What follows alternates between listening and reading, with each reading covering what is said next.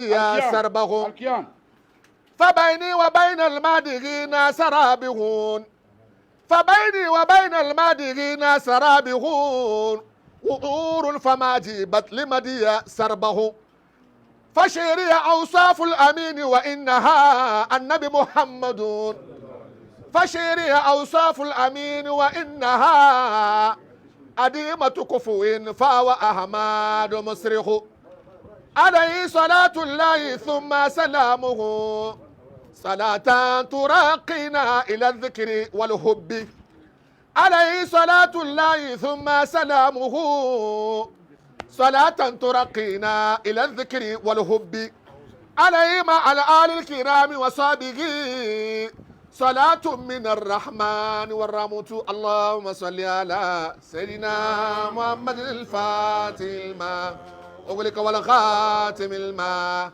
سبقنا سر الحق بالحق والهادي إلى صراطك المستقيم وعلى آله قدر مقدار العظيم سبحان ربك رب العزة عما يصفون والسلام على المرسلين والحمد لله رب العالمين. الصلاة على النبي. الصلاة على النبي.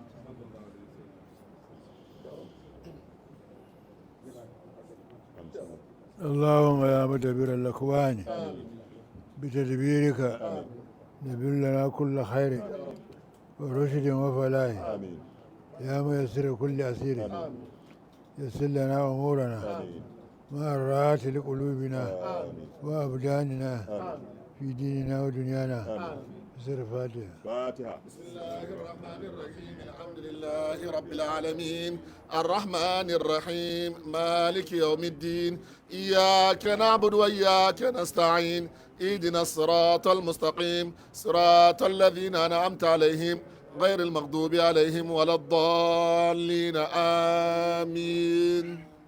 سبحان ربك رب العزة عما يصفون وسلام على المرسلين والحمد لله رب العالمين. الصلاة على النبي.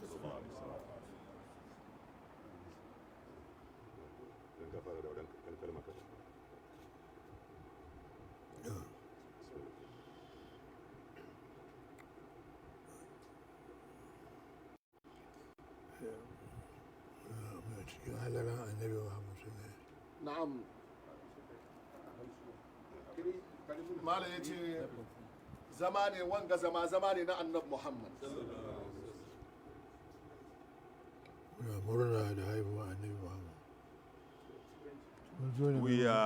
We are happy, we are celebrating the birth of the Prophet Muhammad sallallahu alayhi wa alihi wa sallam. مالا يجي منذ الله يجي من فرح بنا فرحنا به. من فرح بنا فرحنا به. The Prophet Muhammad sallallahu alayhi wa sallam has said, whoever is happy with us, we are also happy and pleased with him.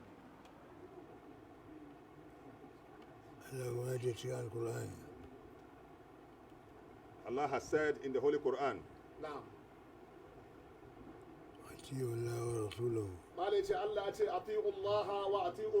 Allah has said that obey Allah and His Apostle.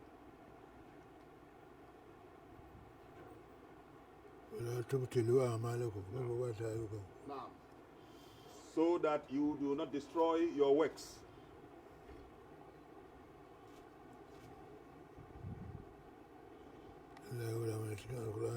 Allah has indicated in the Holy Quran. ولا تنازعوا فتفشلوا وتذهب ريحكم. ما ليتي الله تي ولا تنازعوا فتفشلوا وتذهب ريحكم. kada ku yi jayayya. Do not dispute among yourselves. Idan ku yi jayayya me zai zo? When you dispute among yourselves, what will happen to you? فتفشلوا za ku rauni. فتفشلوا za ku yi rauni. That will result in your weakness.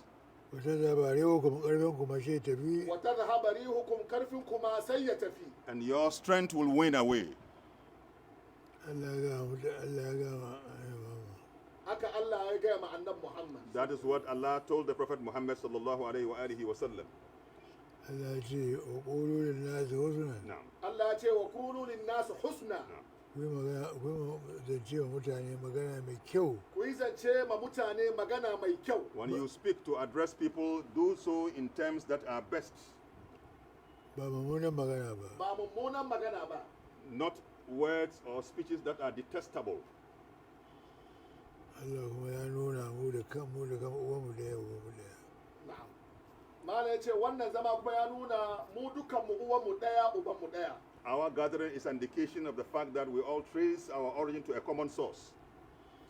Domin ko mu duka mu fito daga wuri daga Adam da Hawa.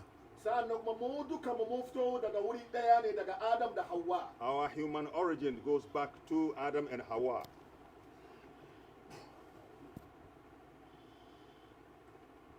Sannan shi Allah ya mai da mu manyan dangi da ƙananan dangi. Saboda shine Allah ya maida mu manyan dangi da kananan dangi. And so therefore Allah made us into races and tribes. Don me? Don me? Why that diversity? Don mu zo muna yaƙi? Don mu zo muna yaki? Is it should lead us to fight among ourselves? A'a. No, that is not the case. Allah ya gwada dalilin da ya mu haka. Allah ya gwada dalilin da ya mu haka. The reason for that diversity has been made clear by Allah subhanahu wa ta'ala. Yace li ta'arafu. Yace li ta'arafu. Domin mu san juna. Domin mu san juna. So that you know yourselves and recognize yourselves Mu taimaki Mu juna. taimake juna. and be helpers of each other. Wanda ya fi girma a wurin Allah duniya da lahira. Wanda ya fi girma a wurin Allah duniya da lahira. The most honorable among you in the sight of Allah Wanda ya fi tsoron Allah. Wanda ya fi tsoron Allah. is the most pious amongst you. Ya fi biyan umarnin Ubangiji. The one who obeys the laws of Allah. Manzo Allah ya ce la bai al-arabiyyin ala ajamiyyin. Mala yace annabi na ce wala farqa lil arabiyyi wala lil ajami. La fadala La fadla al-arabiyyin lil arabiyyin ala ajamiyyin. wala ajami. ولا لأجمي ولا لعجمي على عربي على عربي. ولا لأسود ولا لأسود على أحمر على أحمر. ولا لأحمر ولا لأحمر على أسود. على أسود. ba wanda ya wani. Mala ce wayan ga duka ya nuna ba wanda ya fi wani. He indicated that there is no superiority for the Arab against or over the non-Arab, nor the white over the black, nor the black over the white. Shi tsoron Allah. Mala ce wanga duka shine tsoron Allah. The only criteria for measuring superiority among people is the fear of Allah. Mu kokari mu gyara lamarin mu na musulunci. Mu yi kokari mu gyara lamarinmu na musulunci. Therefore, let's endeavor and order our affairs into discipline. Za a yi wannan taron da za mu na maulidi. Taron da za mu yi ga na maulidi. This gathering of Maulid, mu gwada wani abin da ke da kyau kar mu wani abin da zai zama na take shi. Kula da abin da ke da kyau mu aikata kada mu yi wani abin da baya da kyau ya kawo mana damuwa. let us do that which will bring out the beauty of the celebration, not that which will spoil the beauty. Allah ya taimake ku. Allah ya taimaka mana. May Allah help us. Allah ya taimake ku. Allah ya taimake mu. Sirri Fatiha. سر الفاتحة. فاتحة. بسم الله الرحمن الرحيم الحمد لله رب العالمين الرحمن الرحيم مالك يوم الدين إياك نعبد وإياك نستعين اهدنا الصراط المستقيم صراط الذين أنعمت عليهم غير المغضوب عليهم ولا الضالين آمين. Izini mu karanta abin da muka izini mu karanta muka yi musu abin da muka shirya.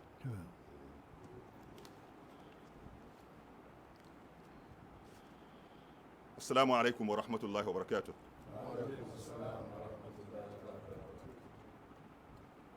This is a press briefing in connection with the 2023 edition of the Mauludin Nabiyy celebration at Fadama, Accra on the 14th of October.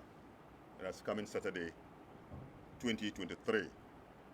Having greeted you in Islamic greetings of love, peace, and fraternity, on my own behalf, on behalf of the eminent National Chief Imam, on behalf of the planning committee of the 2023 Maulid celebration, I wish to thank you so much, all of you, for coming, and also to commend you, especially you, the media, for the demonstration of your love, reverence, and affection for the eminent National Chief Imam, and the support you have been according him anytime he has invited you to assist him to carry his message across.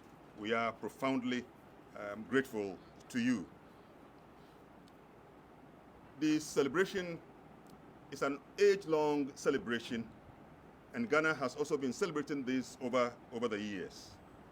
The purpose for inviting you this afternoon to give you this briefing is to address certain issues of concern that has been bothering the mind and the spirit of the eminent National Chief Imam in matters that relate to the celebration of the Maulid, which we are yet to celebrate. Issues are arising that are eroding the very purpose, significance, and sanctity of this very important religious ceremony. What is Maulid? In many Muslim communities across the globe, the Maulid is a day set aside to celebrate or commemorate or remember the birth of the Prophet Muhammad sallallahu alaihi wasallam, which falls on the 12th day of Rabi'ul Awwal, that is the 3rd month of the Muslim calendar. As an annual event, Muslims in Ghana have over the decades organizing the Maulid in many parts of the country.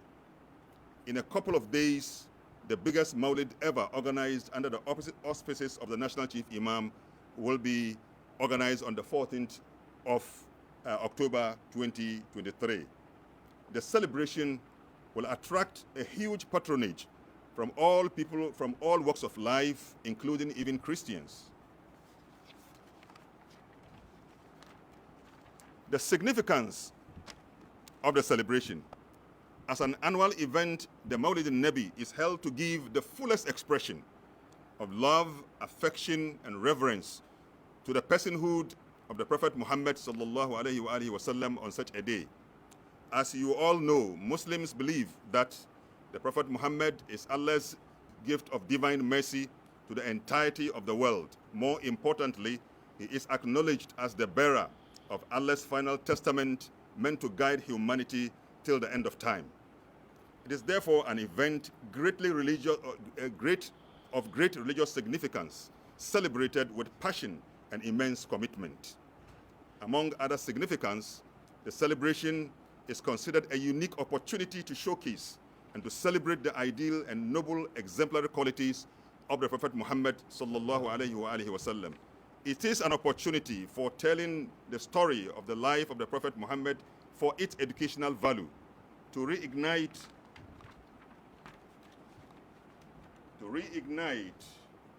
the passionate love, affection, and reverence for the Prophet in the heart of all the followers of Islam, particularly our youth. It also has the significance of inspiring among Muslims a commitment to live by the exemplary ideals of the Prophet Muhammad sallallahu alaihi wasallam. We have observed in recent years that the celebration is gradually losing its significance, meaning, and sanctity due to a number of issues that are of concern to the eminent National Chief Imam. Distinguished members of the press, the following are a list of concerns which the Chief Imam wants to list to your attention for all Muslims who want to participate in the celebration to take note of. 1. Political innuendos or provocative political remarks which are likely to attract unpleasant responses from political opponents. 2. Noise generated by such remarks among grassroots activists of political parties. The tendency to turn the Maulid grounds into a political campaign grounds is something that is of major concern to the eminent National Chief Imam. Interference or behind-the-scenes suggestions intended to influence the conduct of the program is something that is of serious concern to the National Chief Imam. Display of party paraphernalia and other party T-shirts or veils that have symbols of political parties are issues that are of concern to the National Chief Imam. Overcrowding of the inner space of the field of celebration is an issue of concern to the National Chief Imam. Noise making, booing at any important guest of the National Chief Imam. The Chief Imam has respectfully invited very important personalities, and it will be an affront and an abuse to his dignity that you disrespect and disregard his guests.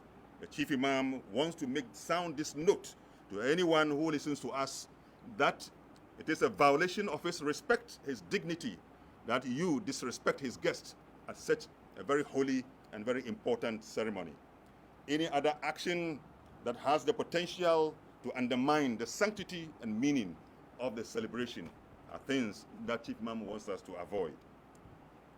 In respect of these, Chief Imam has asked us to announce to you certain regulations or rules or principles that will guide the celebration this year. And this we are doing so planned by the Eid planning, the Maulid Planning Committee, approved by the National Chief Imam.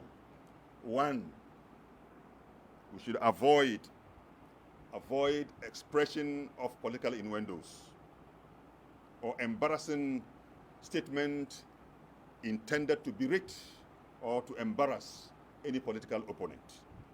Two, party flags should not be worn. T-shirts or any other party paraphernalia should not be worn and displayed at the Maulid grounds.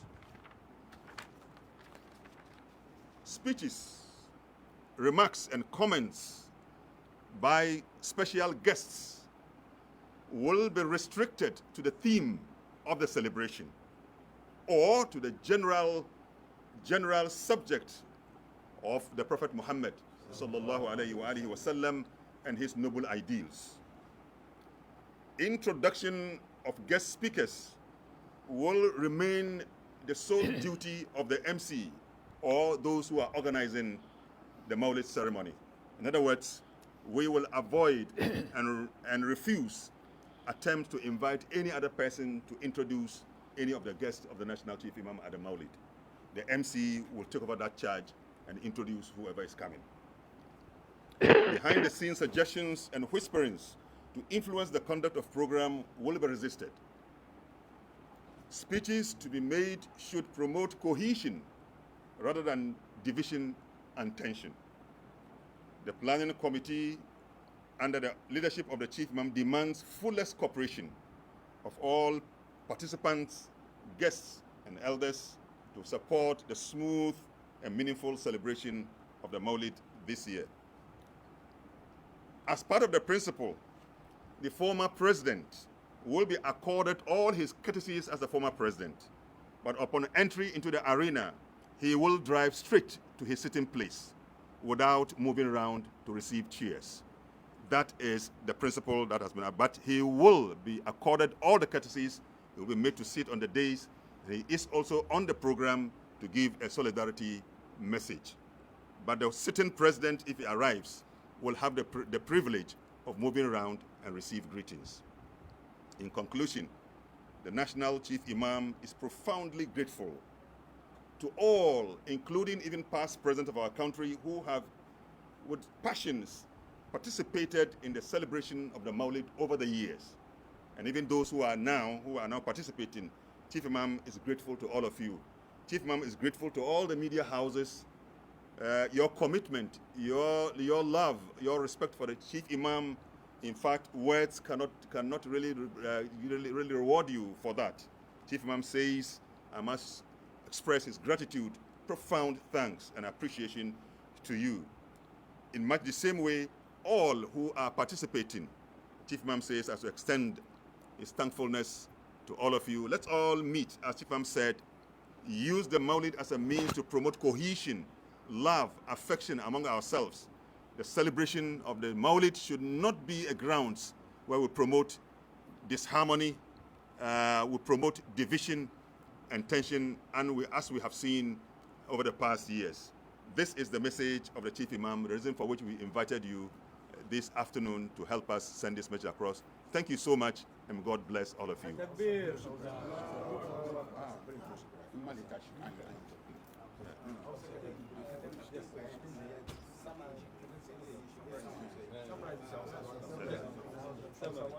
Okay.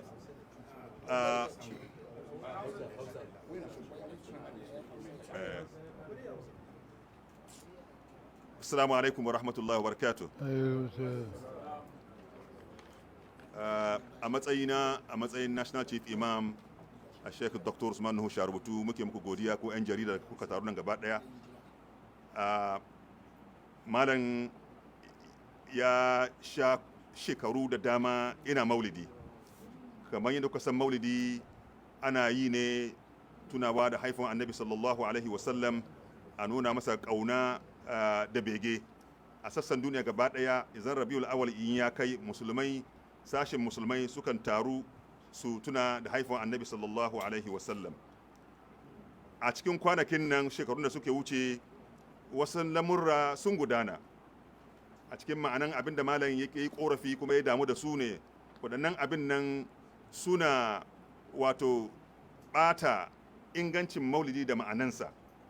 Saboda haka nan ya zama abin damuwa ga malam, saboda haka nan ya ba mu izini mu yi kiran 'yan jaridu mu aje wannan magana gaba gare ku saboda mu ƙara fahimtan lamarin maulidi da muhimmancinsa da manufan da ke tare da shi saboda mu yi maulidi yanda ya kamata. Amma a takaice abubuwan da su zama abin damuwa ga malam cikin lokacin da muke yin maulidi, na farko shine zantuttuka na tsangwama ko kuma da tada hargitsi ko kuma nuna abin da zai bata ran wani a wurin filin maulidi a cikin sunan siyasa.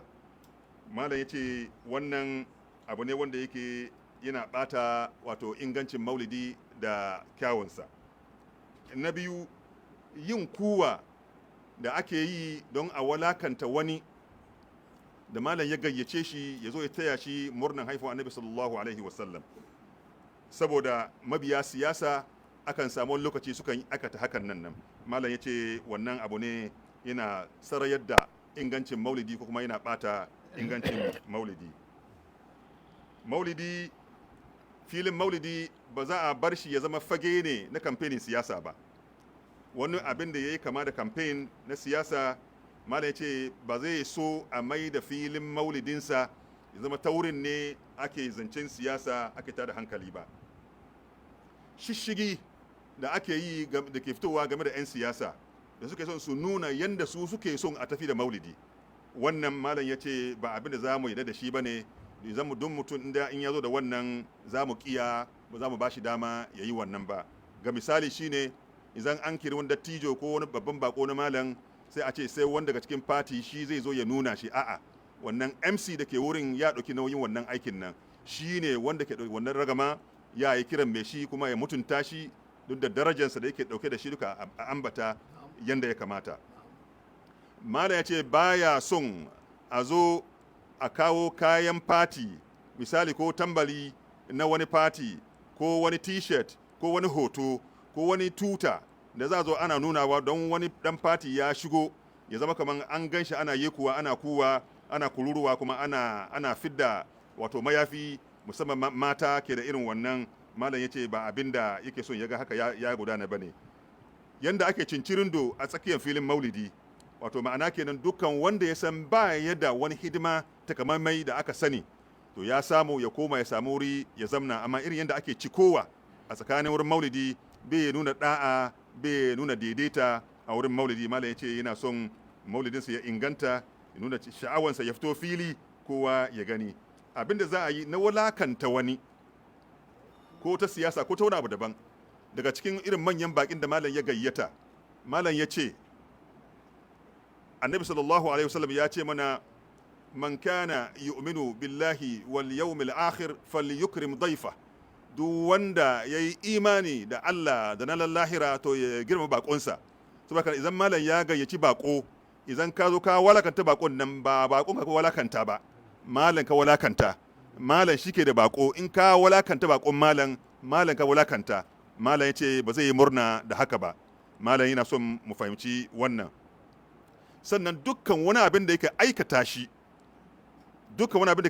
shi yana kawo muni ga aikin maulidi, yana bata sha'awar maulidi. Malam ya ce kowa ya kiyaye, kamar yadda malam ya faɗi mana a farko can, ya ja mana aya ya nuna mana me yasa muke maulidi. Ya ce muna maulidi ne saboda soyayya ga annabi sallallahu alaihi wasallam. Annabi ne shi muke maulidi, ba maulidin wani ɗan siyasa muke yi ba. Malam ya nana ta wannan.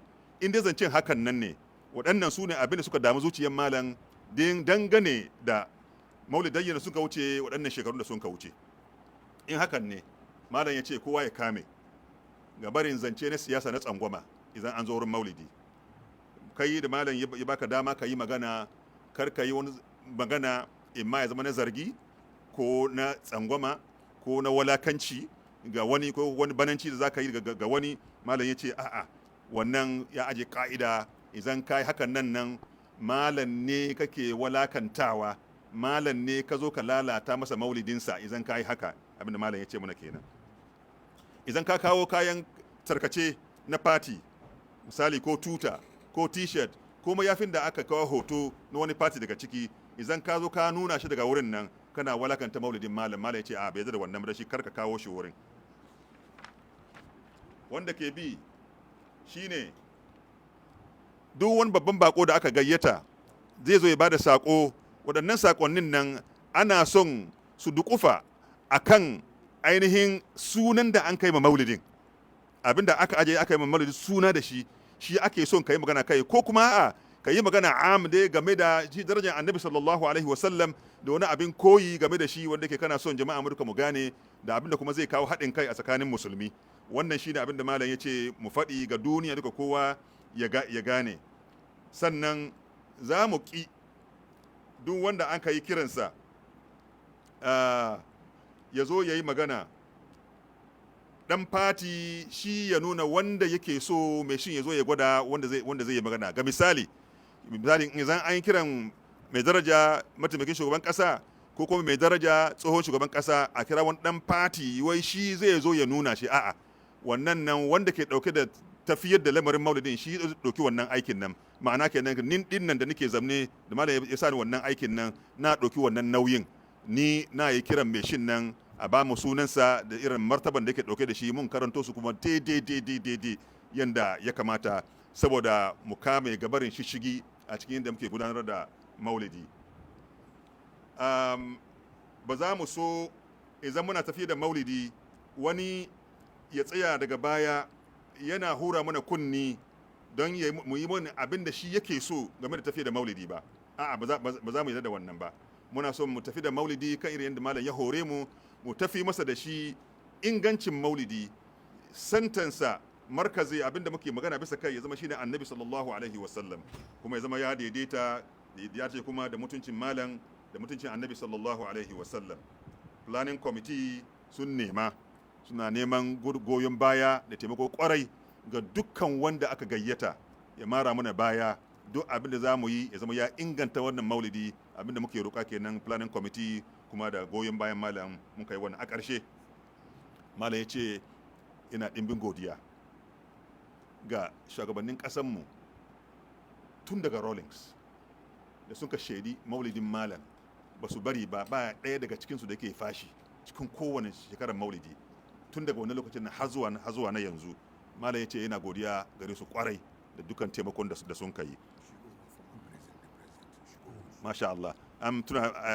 Sannan kuma akwai wani abin da kusan zan manta, shigowar tsohon shugaban ƙasa, saboda wai kowa mai zamani sai ka bashi zamaninsa, saboda kan yadda muka dace shine tsohon shugaban ƙasa an bashi dukkan haƙoƙinsa yadda ya kamata, amma idan ya shigo da mota an bar ya shigo da motansa. Abinda ake so ne game da gare shi shine ya ja motar nan a kai shi har zuwa gaban dakalin nan da ake zama, da ya sauka sai ya samu ya zamna inda aka ba kujerar da aka bashi.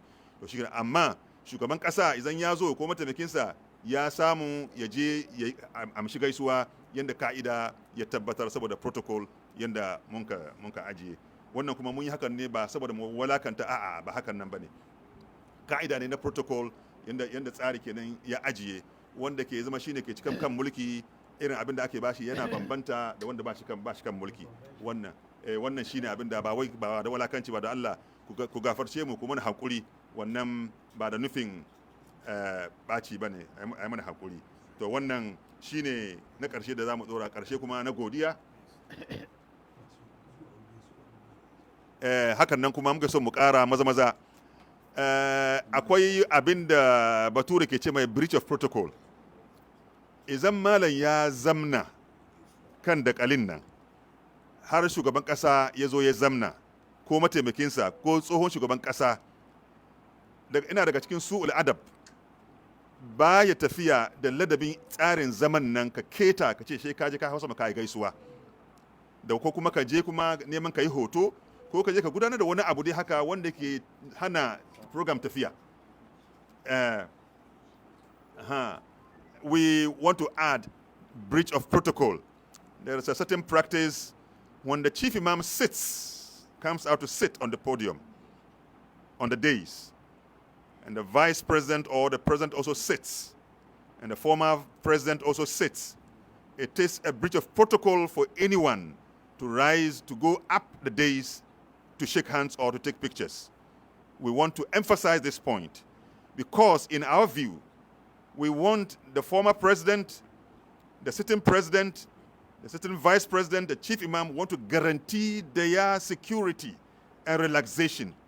And once you crowd that place, anything that happens to them, we cannot tell the world in which we are. That's why we insist. That's why we insist that once the chief imam sits in the presence of His Excellency the Vice President, Excellency the former President, no one goes up the days to exchange greetings. On this note, the chief imam is grateful to all of you, particularly ku 'yan jarida. Malam na muku godiya matuƙa. Zan malam ya kiraye ku saboda wani abin da ya dame shi, ko ku taimaka masa ya kai sako zuwa ga jama'a inda kuke zuwa. Malam na godiya, hakan nake godiya ga dukkan masu taimako, dukkansu masu taimako a ɓoye, masu taimako a fili, duka malam na godiya. Mabiya masu hidima nan wurin malam na ƙurya da na zaure da waɗanda ba mu san su ba, malam na godiya. Mata cikin gida ma haka nan malam yake godiya. Dukkan wanda taki ne yayi ko numfashi ko wani abu yayi ya taimaka maulidin malam na wannan shekara mu ganshi ya bambanta da wasu sauran shekaru. Malam ya ce yana godiya matuka, kuma Allah ya sa mu dace, Allah kuma ya yi kowa albarka. A nan ga nake tsayawa. Wassalamu alaikum wa rahmatullahi wa barakatuh. Malam ya mana addu'a.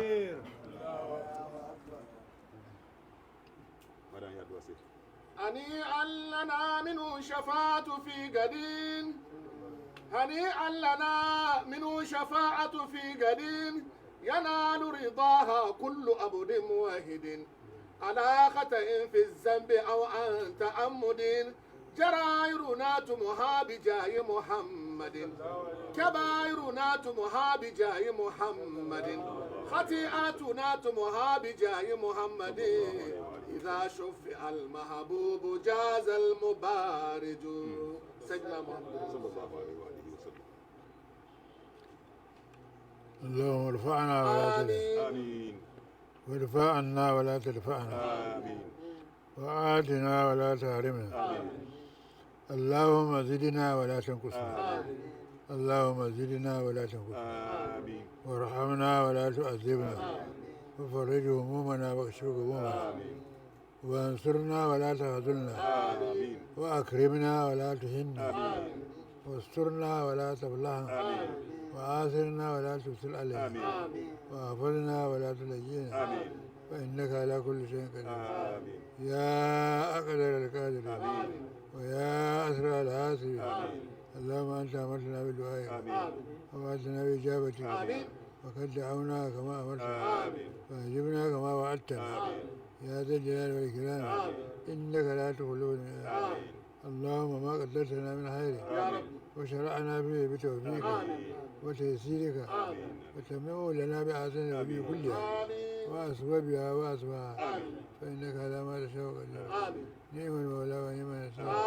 وما قدرتنا من شر وتحذرنا منه تصرفه عنا، يا حي يا قيوم، يا من قام السماوات والأرض، يا من أمره إذا أراد شيئا أن يكون له كن فيكون.